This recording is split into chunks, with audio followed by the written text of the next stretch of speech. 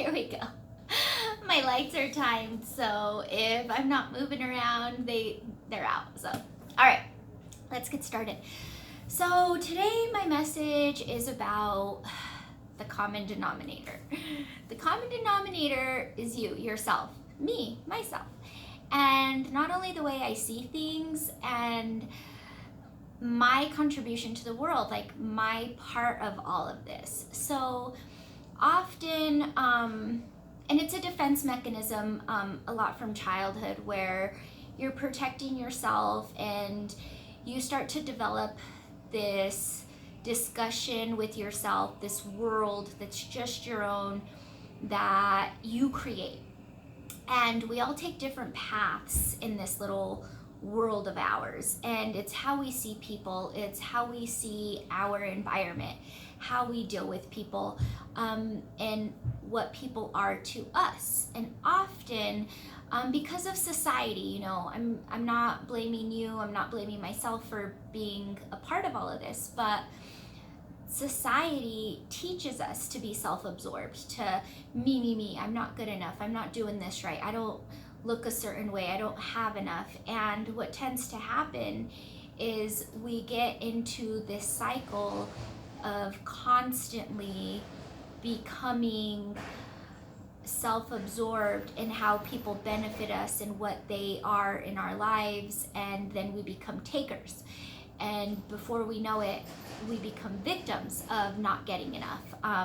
So often, you know, with our parents, with our siblings, with our teachers, with our friends, you know, they're not liking me, they're not giving me enough attention, they're not being nice to me, they're not, you know, doing for me what they're doing for others. And we start to look around at who's benefiting me. Okay, I'm going to gravitate towards this person that benefits me, or this person makes me look a certain way, or this person makes me feel a certain way, this person's always telling me really nice things and I really like that, so I'm gonna go this way. But then the moment it stops, it's like we lose sight of who we are, and we lose our identity and our ability to have a relationship.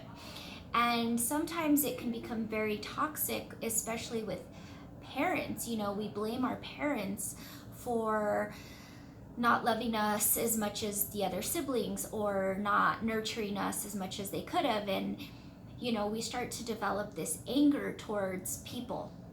And so that's just an example of, you know, who we become later in adult years as being self-absorbed in the world. You know, did I get enough likes? Did I get, you know, shares? What attention did I get in the world? That I was acting a certain way, and that's what I believe people want, and I did that, but this person got more attention for doing the exact same thing.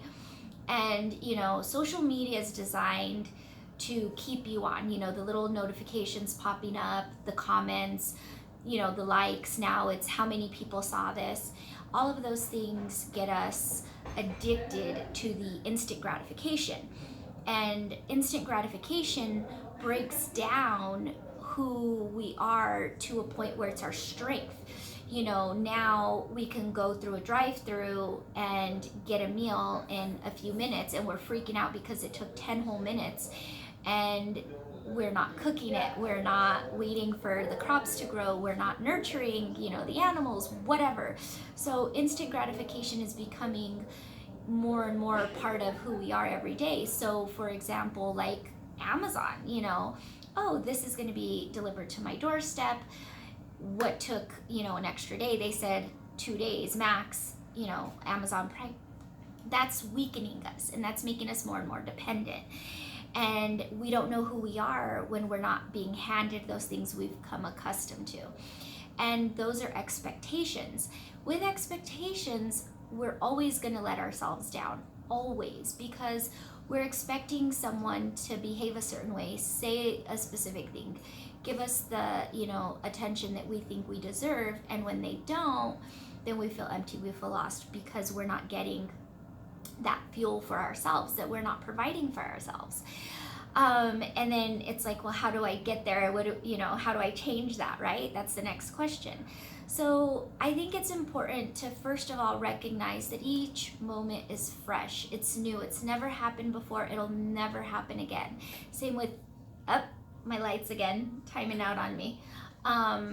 Same with what happened in the past. It was a fresh moment, it was a new scenario, it can't be replicated, it was new. And same goes with the future.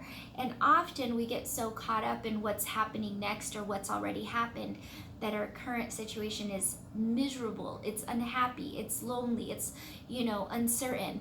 And it's because we're self-absorbed. What am I going to get? Why don't I have? How is this person treating me? How is this person, are they doing what I want? Yes or no?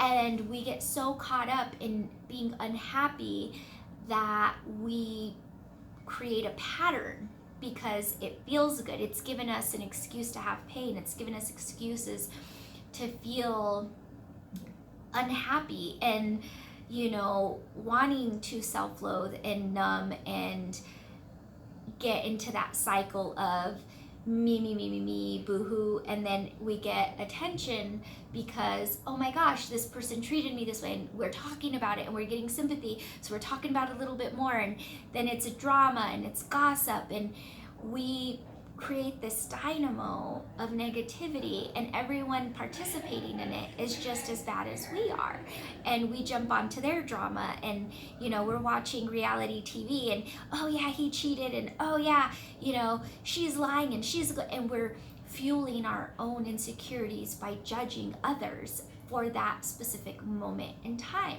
So it's up to us to create the new by the present, and we're not going to get a better future if we can't even deal with the present. So often it's like, okay, so in this amount of years I'm going to be better off, in this amount of years I'm going to have this, and when I get my love of all loves, soulmate, whatever, when that happens I'll be happier, when I get this job I'll be, no, right now in this very moment is all we have. We could get hit by a car when we walk across the street to go meet our soulmate that we met on Match or whatever the hell, right? So it's like, how do you feel right now? How are you feeling, the ability to breathe, to be safe, to be, to have a roof over your head, to be warm, to be cool, whatever it is, focus on the moment. And the only way to really get in there is by breathing and counting your breaths and recognizing, the wind is blowing in this direction, or, the sun is out, and there's like, what is actually going on? And that's how you reset yourself. That's how you check yourself. And that's how you break up that pattern of that negativity, because when we start having these negative discussions in our minds and we start focusing on, the boo-hoo poor me, or the I'm great because I did this, and we get caught up in this thought process, and it's only, building itself up, and it's creating a habit, a pattern, which is putting us in a dark place. I know this is a lot of information, but I really want you to let this all soak in, because I have a lot more information that's very similar that takes us to that next level. So be aware of your thoughts. If you're walking into a room and thinking negative about everybody and judging everybody to make yourself feel better, really check that. Really stop and pay attention to your emotion and how you feel in the current situation. That way, moving forward, you're not fueling off of the negativity or fueling someone else's negativity, okay? Let's try to be better every day if possible. Thanks.